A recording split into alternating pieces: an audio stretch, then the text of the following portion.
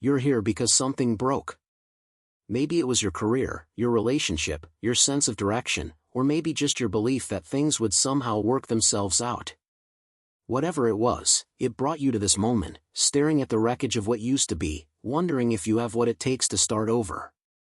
And I need you to hear something right now, something that might not make sense yet but will. This moment, this exact place where everything fell apart, this is not your ending. This is your beginning. When you lose everything, when every safety net disappears and every plan crumbles, you gain something most people never experience. You gain clarity. You gain freedom from the weight of maintaining what wasn't working anyway. You gain the rare opportunity to rebuild your life intentionally, from the foundation up, instead of just patching over cracks and hoping they hold. Most people spend their entire lives afraid of the very place you're standing right now. But you're already here. So the question isn't whether you can survive this. You already have. The question is, what are you going to build from here? This isn't a story about getting lucky or having things handed to you. This is about what happens when you decide that rock bottom isn't the end of your story, it's the foundation of your comeback. Because here's what I've learned, and what I need you to understand, starting with nothing doesn't make you weak. It makes you dangerous. Dangerous to every limitation that's ever been placed on you. Dangerous to every voice that said you couldn't. Dangerous to the version of yourself that gave up before the fight even started. Let me ask you something. When everything was stripped away, who did you find standing there? Not the version of you that performed for others. Not the identity built on job titles or relationships or accomplishments. But the actual you. The core of who you are when all the external stuff is gone. That person, that raw, unfiltered version, that's who you're working with now. And I need you to know something about that person, they're stronger than you think. Rock bottom has a strange way of revealing truth. When you have nothing left to lose, you stop pretending. You stop maintaining appearances. You stop hiding behind excuses or explanations. You're forced to look at yourself honestly and ask the hardest question you'll ever face: do I stay here, or do I start again? And the fact that you're reading this right now tells me you've already answered that question. You've already decided to start again. Now you just need to know how.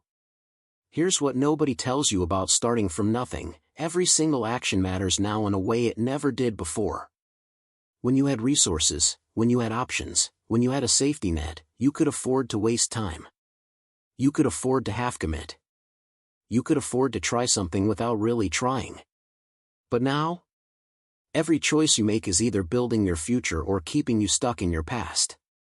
There's no neutral anymore. Every decision counts. And that's not pressure, that's power. Because when everything matters, you stop wasting energy on things that don't. Think about how steel is made. It's subjected to extreme heat, hammered repeatedly, heated again, then rapidly cooled. The process is brutal. But that process is what creates something unbreakable. Your current struggle, this pain you're in right now, this isn't breaking you. This is forging you. This is turning you into something stronger than you were before. But only if you stay in the fire long enough to be transformed. Only if you use this pressure to reshape yourself instead of letting it crush you. Now, I know what you might be thinking. Other people have it easier. Other people got breaks I'll never get. Other people have advantages I'll never have. And you're right. Life isn't fair. Some people start with resources and connections and opportunities you can only dream about. But here's what matters more than fairness: what are you going to do with what you have? Because complaining about the unfairness might feel justified, but it won't change a single thing about your situation. Action will. Movement will. Deciding that you're going to succeed despite the disadvantages, that will. Let's talk about luck for a second, because I need you to stop waiting for it. Luck is what people call it when they see the result but didn't see the work. They see someone succeed and assume they got lucky breaks. They don't see the 1,000 failures that came before. They don't see the nights spent learning while everyone else was sleeping. They don't see the rejection and the doubt and the times that person wanted to quit but didn't. Luck isn't something that happens to you. Luck is what happens when relentless effort eventually collides with opportunity. And opportunities? They're everywhere once you stop waiting for them to announce themselves. When you're actively moving, actively building, actively creating value, opportunities start appearing that you couldn't see when you were sitting still waiting for perfect conditions. The momentum itself creates openings. But you have to move first. You have to take that first ugly, imperfect, terrifying step before anything else can happen.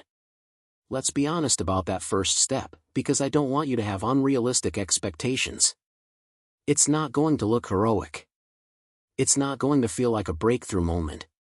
It's probably going to be messy and awkward, and you're probably going to doubt whether it's even worth doing. You might even fail at it. But here's what that first step does. It proves to yourself that you can move. It creates evidence that you're capable of action even when you're scared. And that evidence, that proof, that's what builds confidence. Not the other way around. Most people think they need to feel confident before they can act. But confidence doesn't work like that. Confidence comes from evidence. It comes from trying something difficult and surviving it. From failing and getting back up. From taking action when every part of you wants to stay safe and small and hidden. Every single time you act despite the fear, you're creating proof that you're capable of more than you thought. And that proof accumulates over time until one day you realize you're not the same person who was paralyzed by fear months ago. Here's the harsh truth you need to hear: no one is coming to save you. No perfect mentor is going to appear with all the answers. No miracle opportunity is going to land in your lap. No sudden inheritance or lottery win is going to rescue you from this. Your life is in your hands. Completely and totally in your hands. And I know that's terrifying. But it's also the most liberating truth you'll ever accept. Because if no one is coming to save you, then you can stop waiting. You can stop looking for permission or approval or the perfect conditions. You can stop hoping someone else will give you a chance and start creating your own chances. The moment you truly accept that your life is your responsibility, everything changes. You stop being a victim of circumstances. You stop making excuses. You start building. And here's what people who start from nothing understand that others don't: resourcefulness matters more than resources. When you have unlimited money and connections and opportunities, you can afford to be wasteful. You can try things half-heartedly. You can quit when it gets hard because there's always another option. But when you have nothing, every effort has to count. You can't afford to waste time or energy. You have to be strategic, creative, relentless. And that necessity, that pressure, it forces you to develop capabilities that comfortable people never need to discover. Starting with nothing teaches you the value of everything. Every opportunity becomes precious because you know how rare they are. Every hour becomes valuable because you can't afford to waste it. Every lesson learned through struggle gets burned into your memory in a way easy lessons never could. Scarcity is a brutal teacher, but it's effective. When you can't afford to fail, you figure out how not to.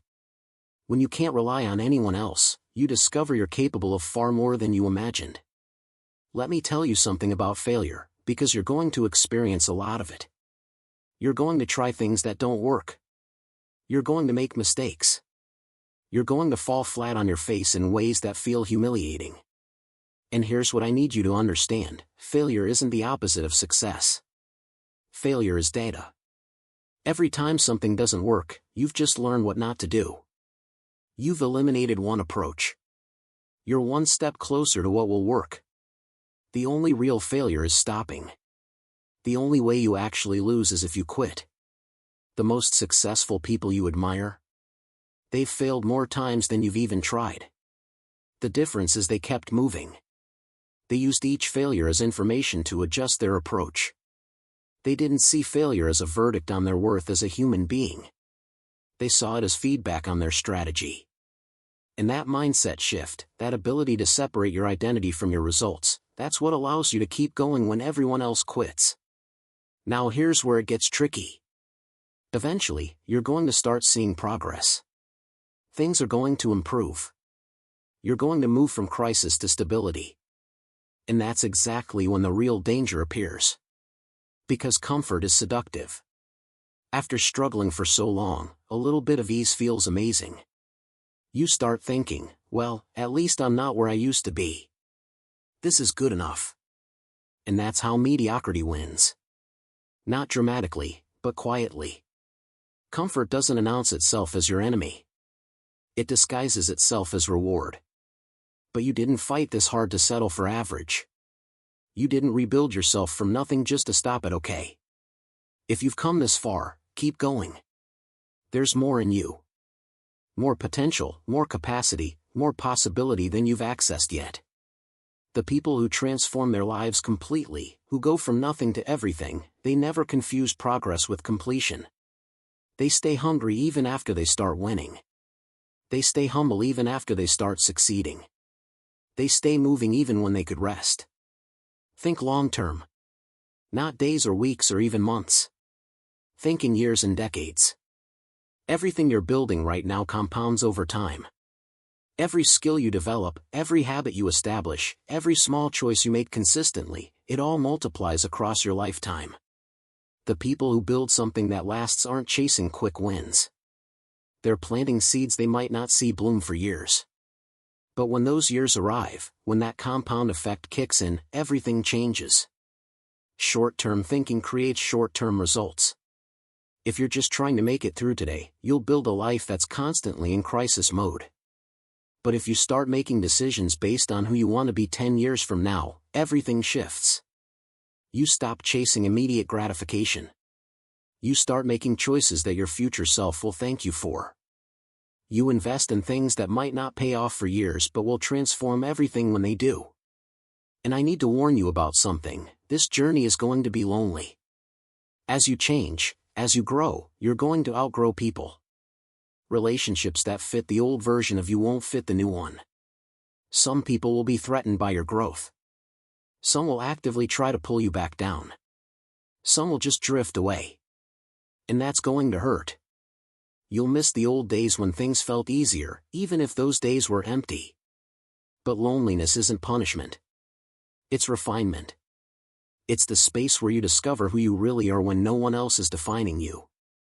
You can't find yourself surrounded by constant noise and distraction.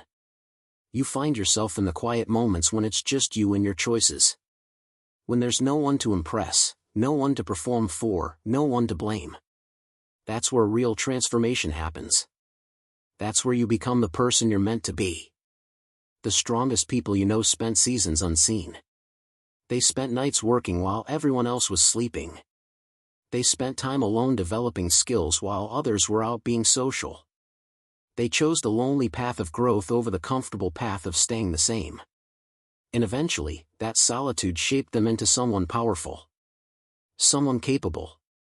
Someone who didn't need constant validation or approval because they'd proven to themselves what they could do. Let's talk about gratitude for a moment, because it's crucial. When you're starting from nothing, it's easy to fixate on everything you don't have. To make a mental list of all the ways life has been unfair, all the opportunities you missed, all the things that went wrong. And while all of that might be true, focusing on it will destroy you. Because resentment is poison. Bitterness is corrosive. Anger at your circumstances might feel justified, but it won't help you change them. Gratitude doesn't mean pretending everything is perfect. It means finding meaning in the struggle. It means recognizing that every obstacle taught you something. Every closed door redirected you somewhere better. Every person who left made space for your growth. Every plan that failed built your resilience. When you can look at your struggles and find something to be grateful for in them, not despite them, everything changes. Gratitude shifts your focus from what's missing to what's present. And from what's present, no matter how small, you can build everything. It grounds you. It keeps your heart open in a world that tries to harden it. It reminds you that even though you're not where you want to be yet, you're also no longer where you started. And that progress, that movement, that's worth acknowledging. That's worth honoring. Now let's address the excuses, because you have them. Everyone does. Valid reasons why this is harder for you than for others. Legitimate obstacles that explain why you can't move forward right now. And here's what I need you to understand, those excuses might all be true. Every single one of them might be completely valid. But they're also completely irrelevant to your success. Every excuse you accept is a choice to trade potential for comfort. Every time you blame circumstances, you give away your power to change them. You can't control everything that happened to you. You can't control where you started or what advantages you did or didn't have. But you can control what you do next. And that control, that ability to choose your response no matter what happened, that's the only power you actually need. So when you catch yourself making an excuse, pause. Ask yourself, is this explanation helping me move forward, or is it keeping me stuck? Because if it's keeping you stuck, it's time to replace it with action. Not perfect action. Not impressive action. Just the next small step forward. Here's what starting from nothing teaches you about money: it's never actually the goal. When you have nothing, money feels like the answer to everything. Like if you just had more of it, all your problems would disappear. But that's not how it works. Money is a result, not a goal. The real goal is to create value. To solve problems. To serve people in ways that matter. When you focus on creating genuine value, money follows naturally. And you have to rewire your entire relationship with money. Stop seeing it as scarce. Stop treating it like the enemy. Money flows toward value. So instead of asking, how do I get money, ask, how can I create value? Instead of thinking, I can't afford that, ask, how can I afford that? These mental shifts move you from scarcity thinking to abundance thinking. And abundance isn't about having everything. It's about knowing you can create what you need. Take full ownership of everything. Your choices, your habits, your results, your situation. Even the parts that weren't your fault. I know that's hard. Especially if circumstances beyond your control contributed to where you are. But ownership isn't about blame. It's about power. As long as you blame others for your situation, you're powerless to change it. The moment you accept complete responsibility, even for things that weren't your fault, you reclaim your power to change everything. Ownership means saying, this is my life. These are my results. If I don't like them, I'm the only one who can change them. That's not weakness. That's strength. It's the mindset that says if I created this through my choices, I can create something better through different choices. Once you truly accept that truth, victimhood loses its grip. You stop waiting for someone else to fix things. You become the one fixing things. You're not the same person who started this journey. You think differently now. You act differently. You see possibilities where you used to see only obstacles. That transformation is the real success. Everything else, the money, the achievements, the external markers of progress, those are just byproducts. The person you're becoming is the prize. And here's what comes next: you use what you've learned to lift others.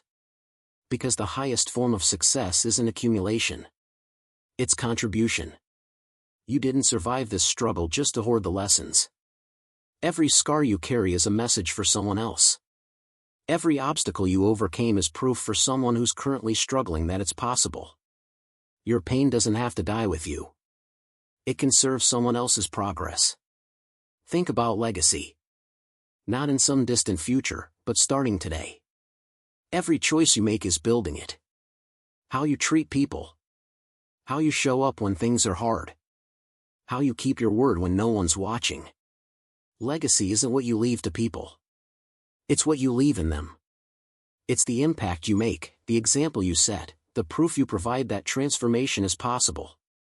You don't need to be rich or famous to build a meaningful legacy. You just need to live with intention. You need to remember where you came from while moving toward where you're going. You need to stay humble enough to keep learning and confident enough to keep building. You need to use your story, not to seek sympathy, but to offer hope. Here's the truth about starting from nothing: it gives you something people who've always had everything will never possess. Perspective. Resilience. Appreciation. Hunger. The knowledge that you can lose everything and still rebuild. The proof that you don't need perfect conditions to create something meaningful. The understanding that your worth isn't tied to your circumstances. That's power.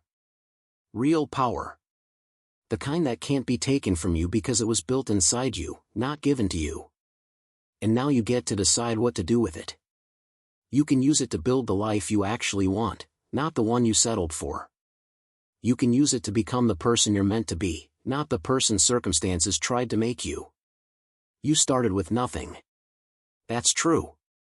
But nothing was never your disadvantage. It was your training ground.